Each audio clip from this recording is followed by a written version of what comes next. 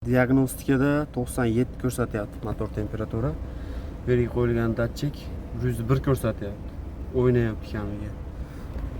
Bu Cobalt'imizga ham Xudo xolasa motor temperaturalarini chiqarib beramiz. Bunga qarab aldanib olyapti ekan. Xudo xolasa diagnostika bilan birga bir aytadigan qilib, Xudo xolasa ishlarni bitirib beramiz. Biz bo'lgandan keyin holatni ko'rsatamiz. Xudo xolasa programmamiz ketdi tabloga. Tablo o'chadi programma bo'layotganda. Buni airbag ham yonib qolgan ekan. Rol qo'yilganda, Xudo xolasa airbaglarni ham o'chirib, motor temperaturalarini ham chiqarib beryapmiz. Xudo xolasa hozir bo'lgandan keyin holatini ko'rsatamiz. Xudo xolasa programmamiz ham bo'ldi. Biz ko'rsatamiz mana.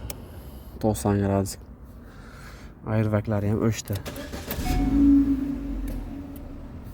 Rol qo'yilgan bunga airbaglar o'chdi, 90 gradus. Pastlayapti. Motor yurgani hisobiga hozir diagnostikani ko'rsatamiz. Necha bo'layotgan.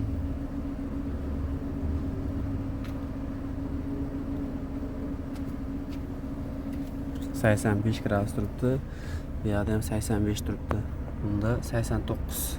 Ko'ryapsizlarmi aldashini? Xudo xolasa bu programmamiz bilan chiqargan suv gradusimiz umuman aldamaydi. Biriga bir aytib beradi. Xudo xolasa sizlarda ham shunaqa holat bo'layotgan bo'lsa, murojaat qilasizlar. Xudo xolasa ishlar chiroyli qilib, sifatli qilib bitirib berishga harakat qilamiz.